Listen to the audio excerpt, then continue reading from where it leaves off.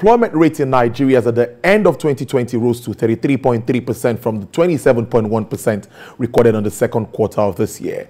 What this means is about 23.2% or 23.2 million persons in Nigeria remain unemployed, either did nothing or worked for less than 20 hours a week, making them unemployed. That's by our definition. In Nigeria, according to a recent labor force report released by the National Bureau of Statistics, underemployment rates in the reference period, however, dropped from 28.6% recorded as the second quarter 2020 to 22.8% in quarter 4 2020.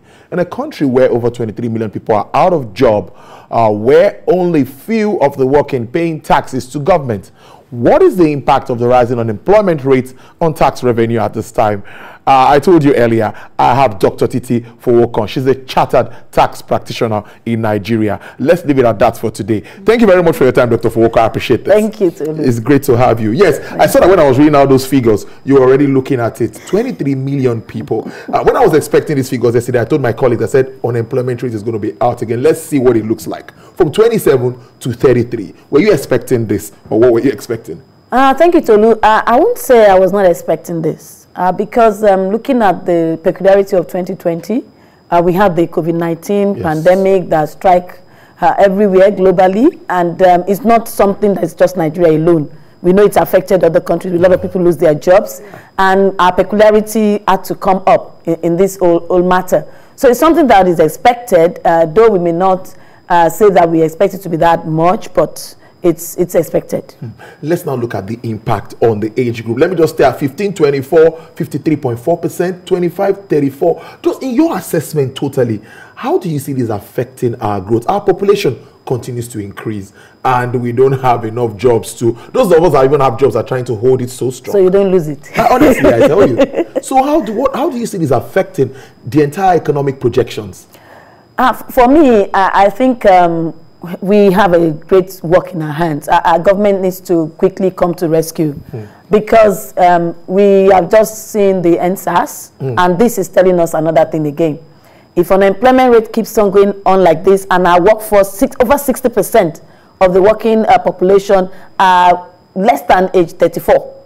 So, and if you look at this, also the age of the Sorosoke people. Yes. So you expect that there'll be a lot of expectation. You expect that there'll be a lot of things. So our economy is going to be affected. Let's be sincere with ourselves, because that is our useful capacity that is wasted. There's not much you can do when you get to age 50, 60. Body will tell. But this is the age in which people can put up their productive capacity to create enough resource for our economy. They can turn things around. This is an age that people can do 2-3 jobs at the same time, and they will still keep going. But by the time you're getting to 50, 55, your body will even start telling you. So you can't even do much again. So there's a real issue in the hands of government. They need to look at how can we deal with this unemployment as fast as possible. Because let's look at it. More students are going into the university. They'll graduate. Yes. More are entering secondary school. They will move. So the cycle is going on, and childbirth is not being controlled. We don't even have childbirth control in this country. I know there was time we had 4 per family. I'm not sure that's nobody's keeping to 4 per family now. So by the time we see the way things go and unemployment rates escalate, in fact, Nigeria has been adjudged as the second largest population of in terms of unemployment on the global space. So we need to government needs to do something. I just feel there's a risk that we are standing without controlling this. I didn't let me say I forgot. I'm supposed to wish you happy International Women's Day. It's still your month. Thank you very much. So that's a good one. At least I need to say that. But I'm going on to women that are now jobless. We have 35.2% looking at this assessment compared with 31.8% for men. Now, COVID-19, a lot of small businesses were really affected, you know, with all of these issues, the answers you identified and some of it. So how will you now say women are also coping? Let me be a little bit gender sensitive at this point so that I'm being able to, they'll allow me get home allow me come in when I get home. So tell us, how has it been and what more can be done to support women in growing businesses? I want to start from the fact that I give kudos to the women. Why did I say that? If we are having this ratio to the men, it means that the women are really striving hard. If we can have 35.8% of women at the jobless rate, it means that they are actually qualified to do something and turn around the fortune of the country. I think government needs to look at how can they alleviate the pains of the women. Coupled with the fact that women are homemakers, they raise the children, they also compete for jobs. In some countries, you get some relief if you're a woman, you are within the childbirth age. We don't have that. Even when we talk about a woman that wants to go for maternity leave, there's nothing like maybe 6 months. I think it's just increased to 6 months for Lagos State and some state workers. So I think government needs to look at how can we make it easier. Women can do a lot of things. They can multitask. And I know quite a lot of women who are doing office work, who are in their professional career, are also doing some entrepreneurship jobs somewhere out there. And what has this got to do? This will create employment, because if you're an entrepreneur, if you recruit someone for working for you, you pay them, maybe out of your own salary, you raise the funds to be able to raise this small mania business, and you get somebody to come and the person works, you pay the person. So you are creating, and as this business grow, you're going to now create revenue for government because you collect tax. So I think government needs to look into, a lot of women are into SMEs, and government needs to look into the SME area. The COVID-19 pandemic really hit the SMEs. Let me say it's a mixed blessing. Some were smiling, and some were frowning. True. So for food business, I would say food business is good business because they were able to move around. But, you know, it's not just moving around. You also need to look at how well can you think out of the box. That's a lot of area that I want to see that people need to do more about. You cannot move around, but how can you get your goods to the market in such a way that you have less stress of the limitation that is caused? That was something that I see happen during the pandemic.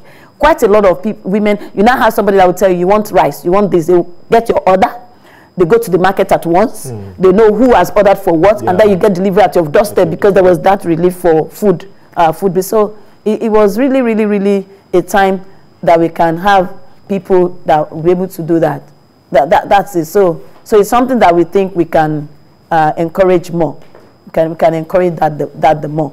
You know, so that's it. Government should just try to encourage that. Oh, okay. I was also looking at issues around taxation issues, where we are going to go next. When people cannot get enough money, of course, they won't be able to pay taxes. They won't be able to pay taxes.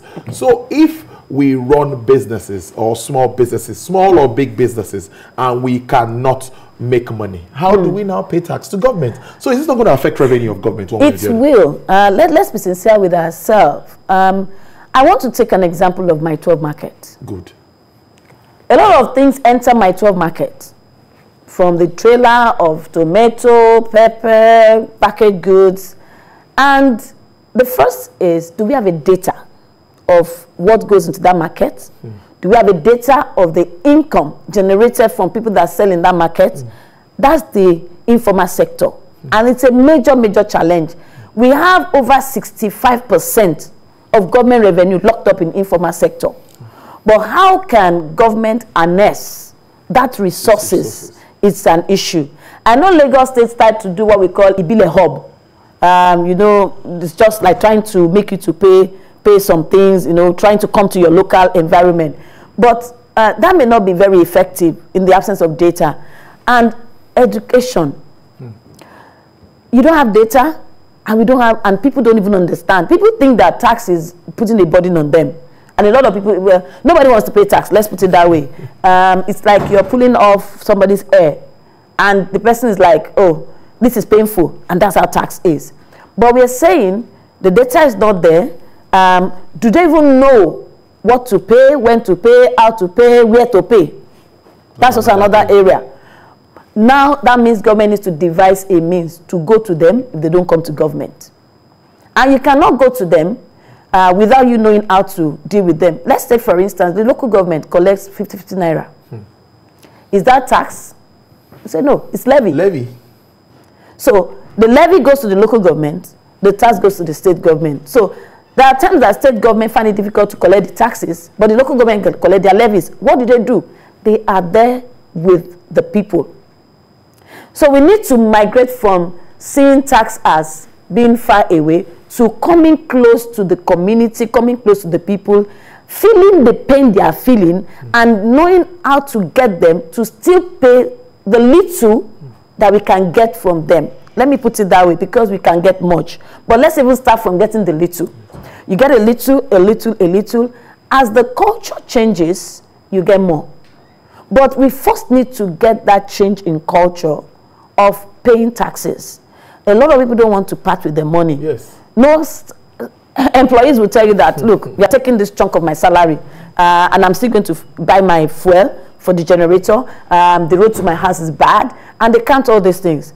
So there's need for government to look at how can we move closer to the people, and then use what we said the money we use for. That's another one. That's another one. Trust. That's another one. There's a social contract. If I pay my tax, I expect, you may say I'm not bound, the government is not bound, but I expect that the government will look at what are the needs that I have under the public expenditure and provide that. So I won't struggle to pay the tax. I will not struggle to fix my car because the road is bad. I will not struggle to look for a generator and fuel, and people are agitated about the price of fuel. You know, that's another area. Yes, so there are quite a lot of things that is happening, and I see that revenue is locked up in the informal sector. The only way government can do is to sit down and think, how can we get close to these people? How can we get them to appreciate? And how can we show them and demonstrate that their money is working for them? I also read through the Finance Act, which also exempts businesses generating less than 25 million, I think, from annual turnover, or in their annual turnover, from paying company income tax, I think. All of this is to bring in more people into the business net. What more do you think government can do? And it's a two-in-one question. And the other side of it is this unemployment and underemployment that we're talking about. How can we bridge this gap one way or the other? Let me start with the unemployment and underemployment. Okay. And that is why I would say that we can't leave everything to government. I agree. Yes. But government needs to complement the efforts that are being made. We need to realize that we have to start migrating towards entrepreneurship. We cannot be waiting for white-collar jobs. And the jobs are not even there because you have 4,000 people applying for 2 posts. How many is going to be recruited? So, and what I've always been telling, I just met with a set of youths, okay. And we were just talking. I told them and I said, can you do something by sitting down and thinking about what solution you want to put, what problem you want to find solution to? And that's where the entrepreneurship thing comes in. So a lot of people are talking about unemployment probably because they are not getting the right job that they want, and that's the real thing that is happening. You want a job, you're there, you are employable, but the jobs are not there. Why can't we create the jobs? By ourselves. Now, the next thing people will tell me, oh, you are just saying this, it's not easy, it's difficult. But I can bet it with you that there are some people that are creating the jobs. I have a woman who started from doing plantain chips, and out of that, she sent about 3 children to school. The people say it's difficult. We need to have a correct mindset. Out of that, she's built a house. But it was gradual. Yeah, of course. It's like we want to just jump and then get somewhere someday. I don't always say that Nigeria is bad. I see the good, and I take the good in the country. And people may say maybe because you are. I said no.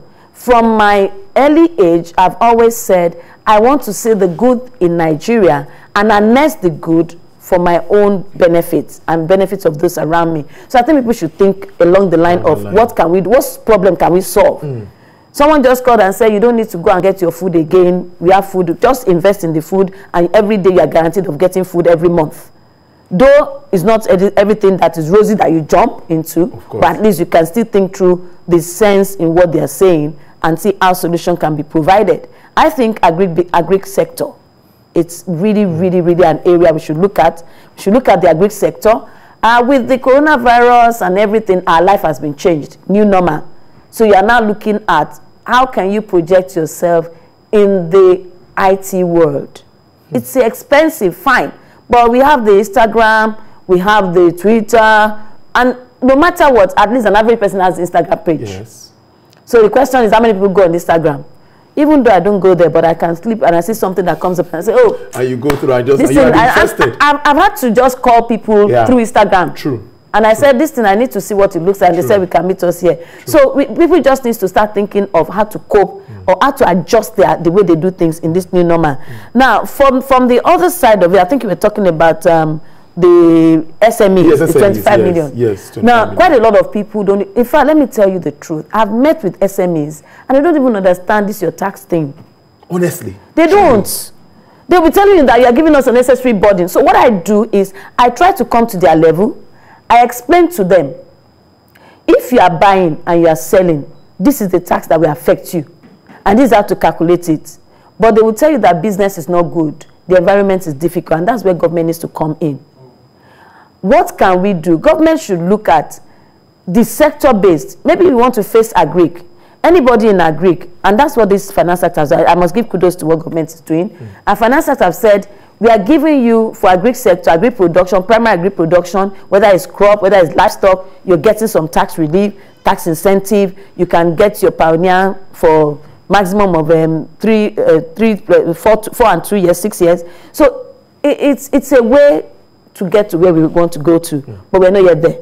So I think we should look at those sectors that are critical to the economy. So we can encourage those sectors. There are some businesses that people necessarily don't need to have a big office to do. You have yourself, you have your phone. COVID has even taught us that. Yes, you don't need. In fact, people have offices now, nothing to do with it. You can't do any large gathering again. So these are areas that I want to believe that people can just sit back. But the moment we are looking at fast one, nobody will think. And the moment we just think everything will just wake up in a day and it will come, nobody will strive. So I want to believe that women, they have opportunity to multitask.